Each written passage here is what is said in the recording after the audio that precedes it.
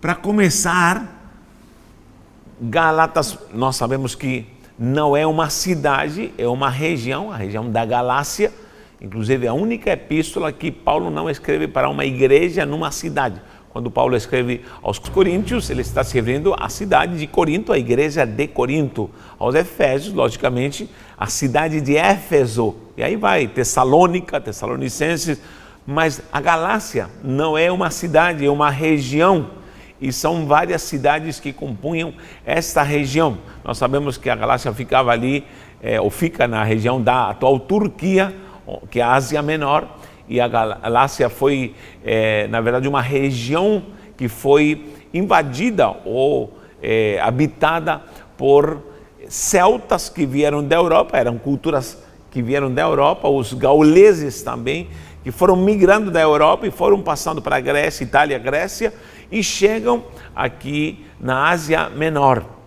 E muitas igrejas são implantadas na Ásia Menor, você pode ver a abundância de doutrina escrita para essas igrejas, que já estavam estruturadas, tinham pastores, tinham problemas, tinham dificuldades, já tinham falsas doutrinas, já surgiram falsos mestres, falsos pastores, falsos apóstolos, já tinha de tudo. Todos os males que você vê na igreja hoje já existiam naquela época. Então Paulinho, cheio da unção de Deus, manda bala trazendo a essência da palavra doutrina para esses irmãos que eram oriundos, muitos deles de crenças pagãs, eram gentios e estavam aceitando a Cristo. E os judeus estavam muitas vezes trabalhando para judaizar esses irmãos que se convertiam a Cristo Jesus. Então havia uma grande miscelânea, primeiro, de judaísmo, os que nunca aceitaram a Cristo, os judeus que aceitaram a Cristo como Salvador e aceitaram a graça,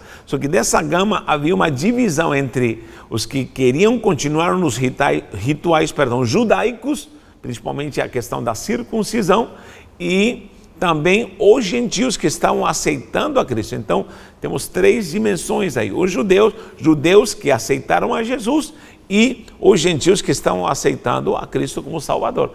Então, começam muitas doutrinas a aparecer. E aí Paulo, com a autoridade do Senhor, começa a guiar a esses irmãos que estão tanto na Galácia como em toda a Ásia Menor. Tudo bom? Nós vamos ver alguns pontos, mas principalmente quero apresentar as cidades que estão, ou igrejas que estavam em cidades ali na região da Galácia, que seria Antioquia, ou Antioquia da Pisídia. Temos Listra, Derbe e Icônio. Anote essas quatro cidades. Antioquia da Pisídia, vou anotar aqui. Antioquia da Pisídia é uma. A segunda é Listra, Icônio e Derbe. Olha, pelo menos dessas quatro cidades havia igreja, e é nessa região que estava, essas igrejas da Galácia, aos Gálatas. Eu vou explicar mais ou menos. Olha, aqui, por exemplo, eu moro em São Vicente, Baixada Santista. Então, as cidades que compõem a Baixada Santista, você começa por Guarujá, Santos, Cubatão, São Vicente, Praia Grande, quem conhece Itanhaém, Mongaguá, Itanhaém, Peruíbe. Então, temos aqui uma composição, uma região. Então, havia igrejas nessas cidades e Paulo se encarrega de doutriná-las. Paulo faz a sua primeira viagem missionária para a Ásia Menor, ele passa aqui nessa cidade na Galácia e Paulo traz com a autoridade do Senhor essa verdade doutrinária. Por quê? Porque os irmãos gálatas já estão se desvirtuando e por influência de alguns judeus estão voltando novamente a se judaizar, e Paulo repreende, Paulo exorta com veemência. Mas vou começar por partes aqui para que você me acompanhe. Em primeiro lugar, logo no início, se você me acompanha aí no capítulo 1, aos Gálatas, você vai ver que Paulo ressalta de uma maneira bem diferenciada o seu apostolado. Ele diz assim: Paulo apóstolo, não da parte dos homens, nem por homem algum, mas por Jesus Cristo e por Deus Pai que o ressuscitou dos mortos. Para começar, Paulo já de cara começa a ressaltar o seu chamado ao apostolado. Por quê? Porque muitos criam que somente os 12 eram os apóstolos. Nós sabemos que há muito mais apóstolos que de fato foram ungidos e separados pelo Espírito Santo. Temos o caso de Paulo e Barnabé. Você pode ver em Atos, se você me acompanhar com Atos 13, Atos 14, Atos 15, você vai ver paralelamente o que está acontecendo aqui em relação a essa epístola. Isso é muito importante para você acompanhar a história. Leia Atos, que é maravilhoso. Você vai ver em Atos 13, versículo 2, quando o Espírito Santo separa a Paulo e a Barnabé para o apostolado. Barnabé nunca andou com Jesus. Então a teoria de que somente os que andaram com Jesus eram apóstolos, ou só os 12 eram apóstolos. Então Barnabé, o próprio irmão de Jesus, o apóstolo Paulo, aqui no capítulo 1, versículo 19, ele diz: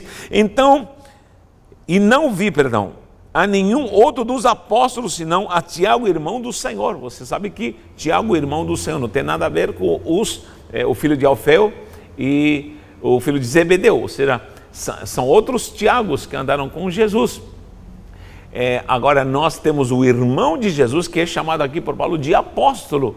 Você vai ver em Romanos a apresentação de apóstolos que não estão nessa clã dos 12. Então Paulo faz questão de dizer: eu não fiz parte dessa clã, mas eu fui chamado não por um concílio humano. Paulo já está destacando. Paulo já fazia essa apresentação porque ele estava percebendo uma coisa: o mal do homem, qual é? Presta atenção, é não discernir o que é o organismo de Cristo e a organização da igreja. Muita gente pensa que a igreja somente é organização, mas não, a igreja é organismo acima de tudo, porque essa é a essência do corpo de Cristo. A igreja é organismo. Isso não tem nada a ver com placa de igreja, com denominação, com segmento de pensamento, não. A igreja de Cristo é um corpo orgânico, é um organismo, e esse corpo é a igreja de Cristo na terra.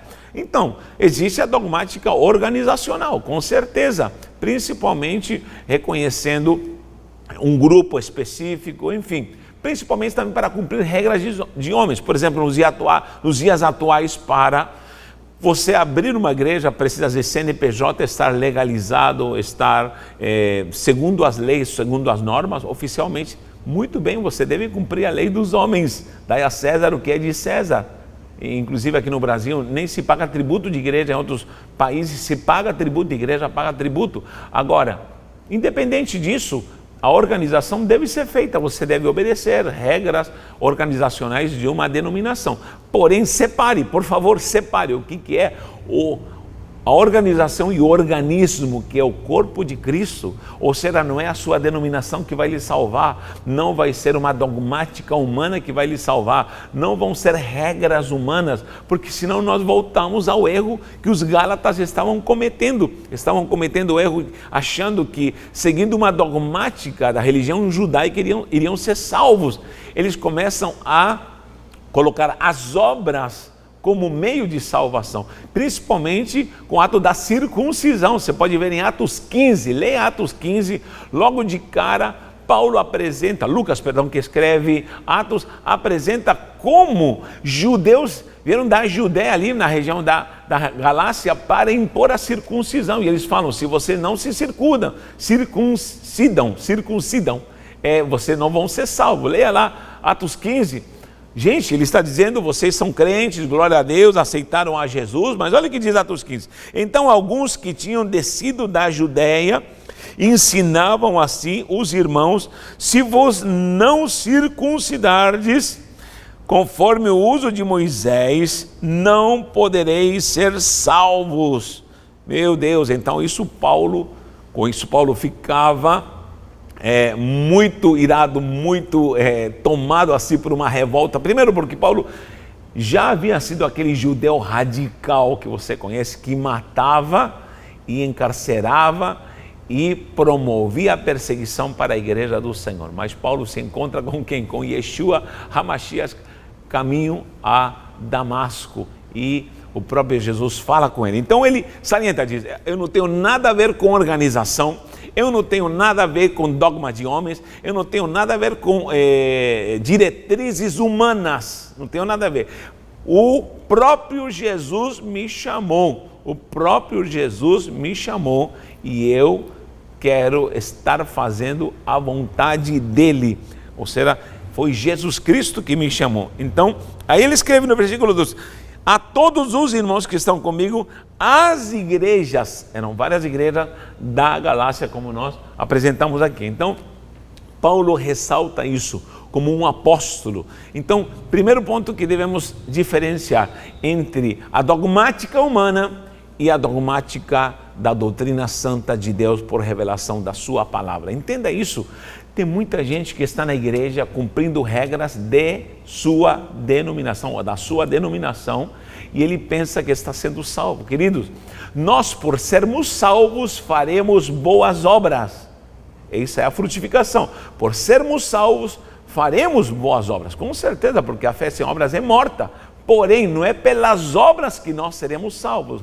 Vou repetir: nós, por sermos salvos, faremos boas obras, mas não é pelas boas obras que seremos salvos. Aprenda a diferenciar isso. Então, Paulo está tentando resgatar os irmãos que estão sendo judaizados, levados à metodologia de obras, à metodologia humana, e ao mesmo tempo perdendo o mais precioso, a graça, Chesed, graça. Vou anotar aqui, olha só, Het, Samer, Chesed, Dalet, Chesed, Chesed. O que é Chesed? Paulo sempre salienta a graça, em Efésios 2:8 ele fala assim: pela graça, carisma em grego, carisma, pela graça sois salvos.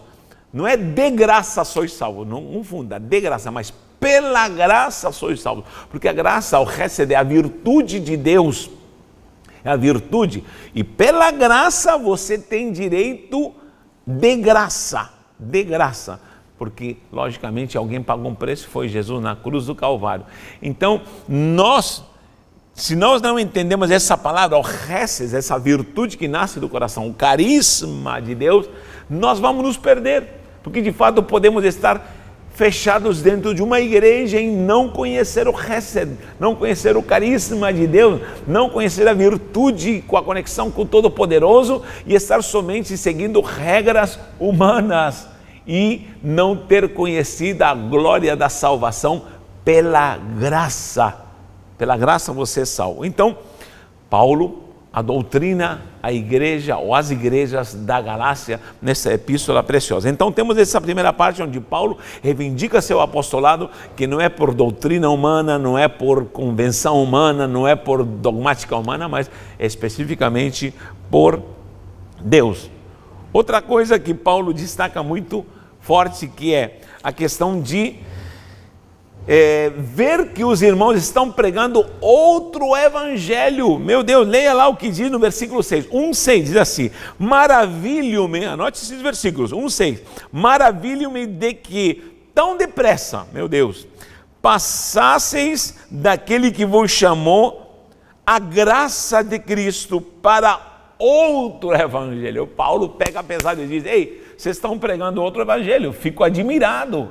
Paulo, creio que está sendo um tanto irônico, mas com autoridade, porque a ironia faz parte dessa veemência de quem prega, sendo de uma forma santa.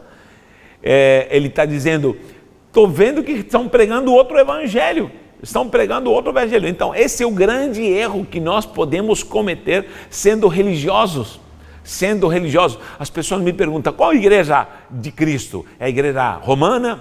É a igreja protestante? É a igreja fulana? É a igreja ciclana? Queridos, a igreja é uma só, e não é uma dogmática que segrega ou que identifica um grupo que a igreja não é essa dogmática humana, não é um perfil segundo os padrões mesquinhos do homem que nós separamos da igreja, mas a igreja é o corpo vivo de Cristo. Meu Deus, eu me empolgo aqui e volto novamente a falar. Entenda isso, pelo amor de Deus. Então, quando eu saio do conceito igreja como organismo na terra, quando eu saio do parâmetro graça, gratuidade, o que acontece? Acontece algo trágico. Eu começo a pregar um evangelho paralelo e eu lhe pergunto: quanta gente está pregando o evangelho paralelo?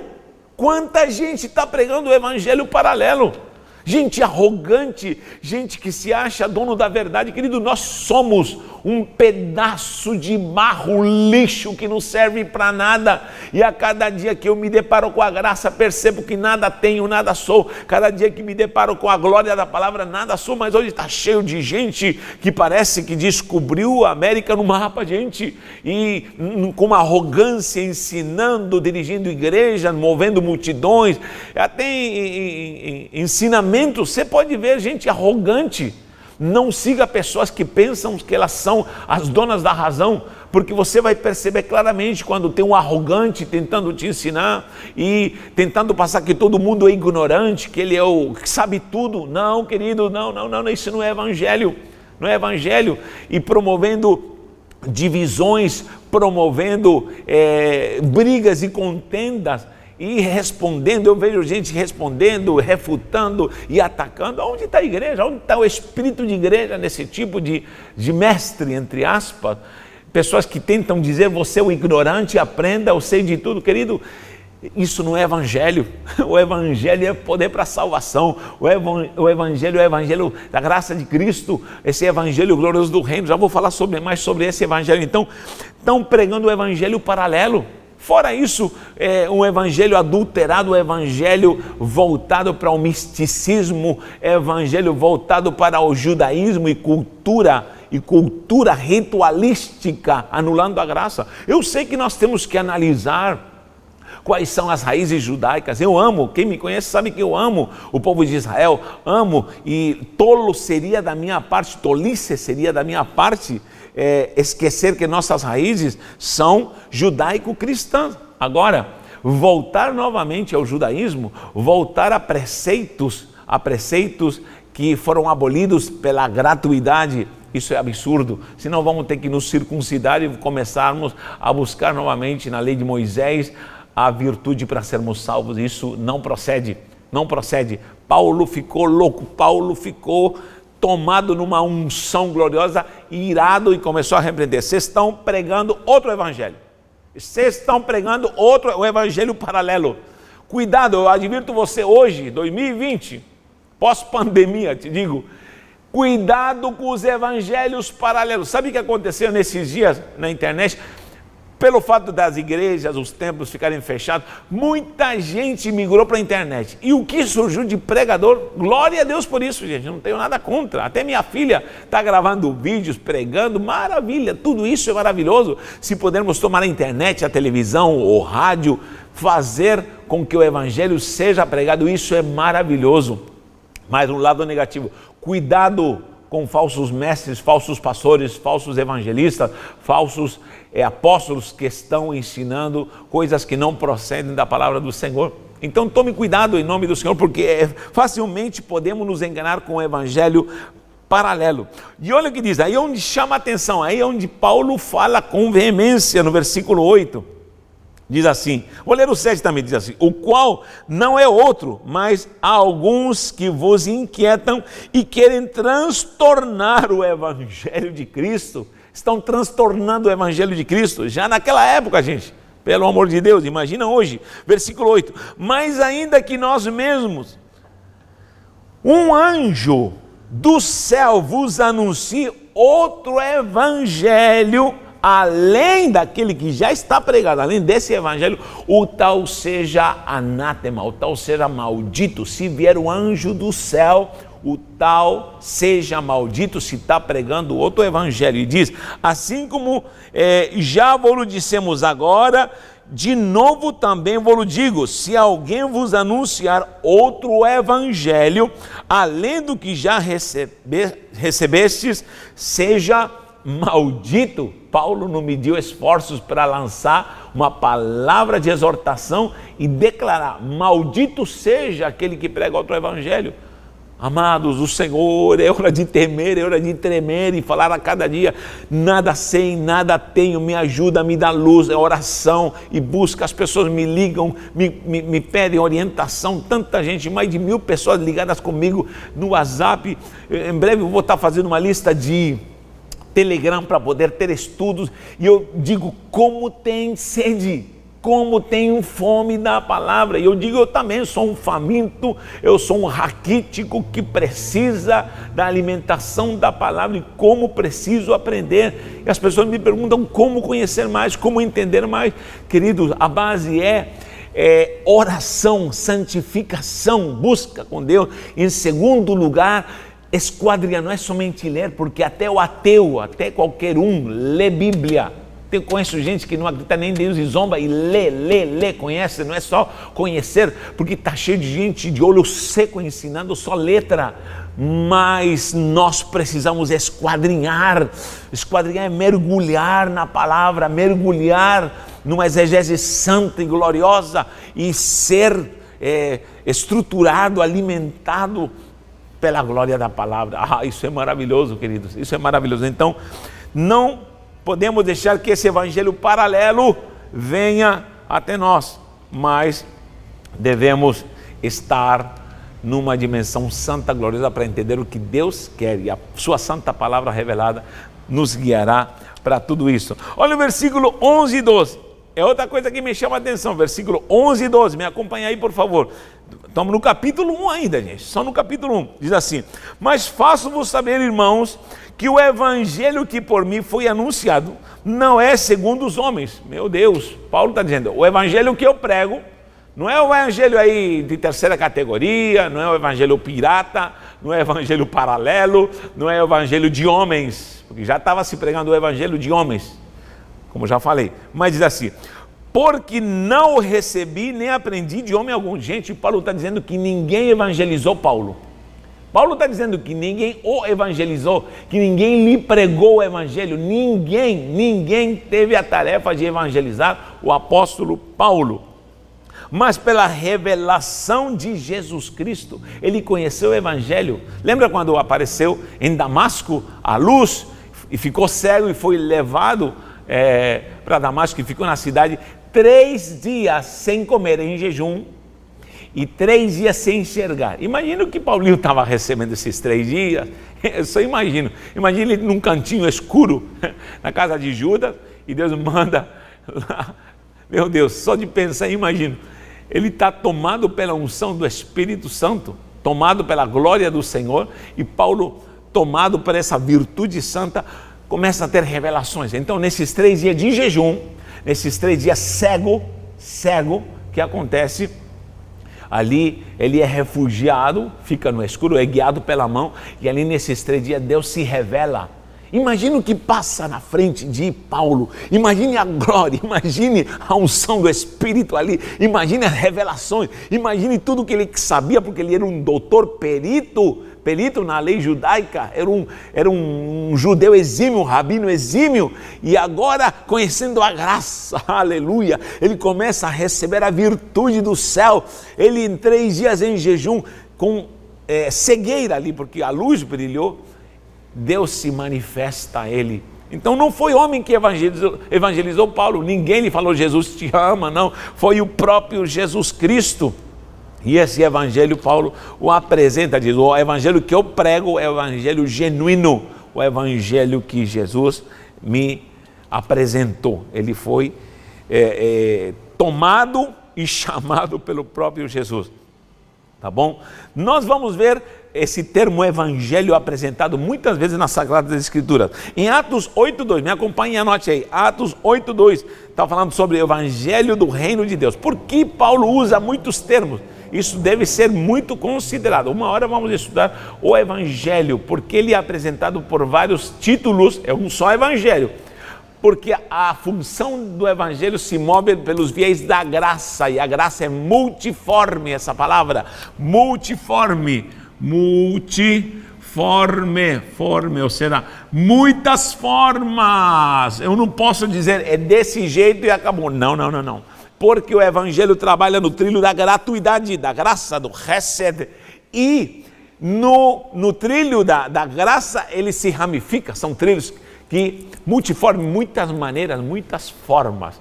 Então, tome cuidado para não se encaixotar, porque o Evangelho tem vários perfis, é um só Evangelho. Olha o que Paulo diz em Atos 8,12, é Evangelho do Reino de Deus. Por que Evangelho do Reino de Deus? Há um mistério nisso.